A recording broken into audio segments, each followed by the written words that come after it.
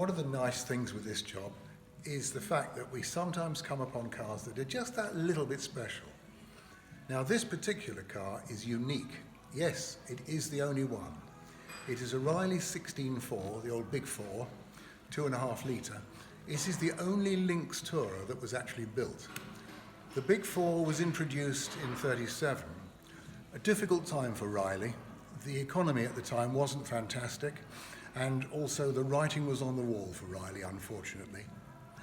This car, had it gone into production, would have taken on Alvis. It would have been, a high-quality sporting tourer, very capable, reputedly capable of 100 miles an hour, which of course was really something in the late 30s.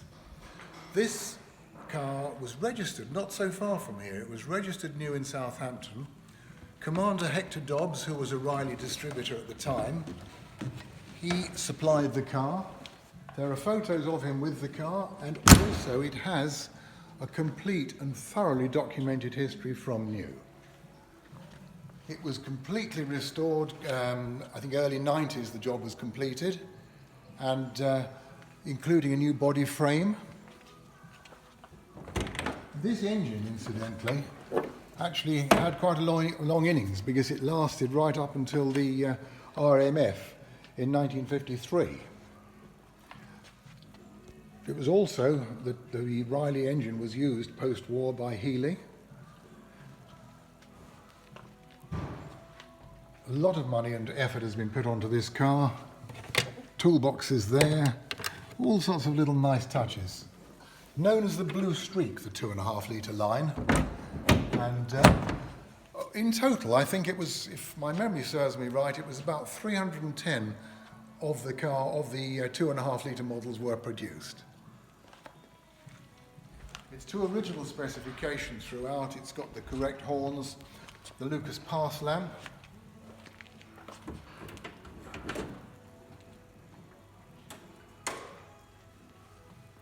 A thoroughly nicely maintained car. As I say, we have all the history, details of all maintenance. It's just been reshod with 5 new Blockley tyres. The upholstery is nicely just mellowed down now, so it's got that original look, yet it's still in perfect order. The carpets have been renewed.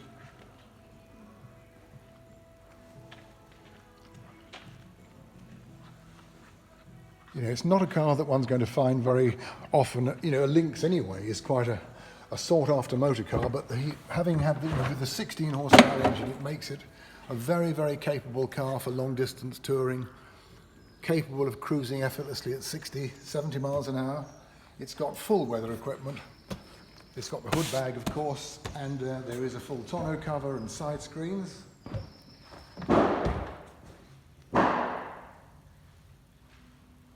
All the instrumentation is correct and as it should be, and it's just something rather special. It's a joy to have it here. I'm sure it won't be long before she finds a new owner. The original Southampton registration, of course.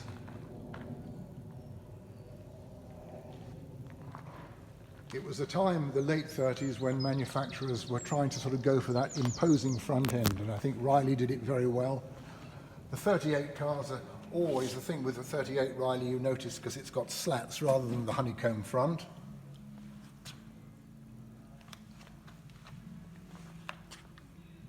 And this type of Lucas lamp it is the type found always on the quality cars of the period.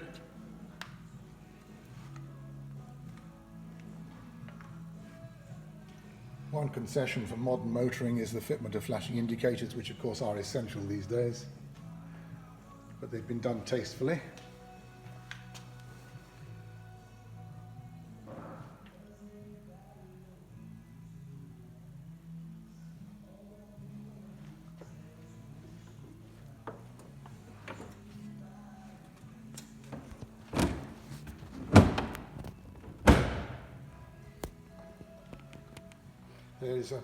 Apart from the substantial history, there are numerous photographs of the car, including some taken at early Riley Register events in the 60s.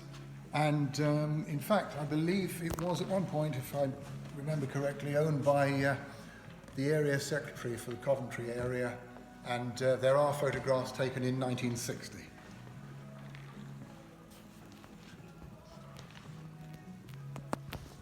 And the restoration, there are a lot of photographs of the car being completely rebuilt, including the new timber frame being made up for the body.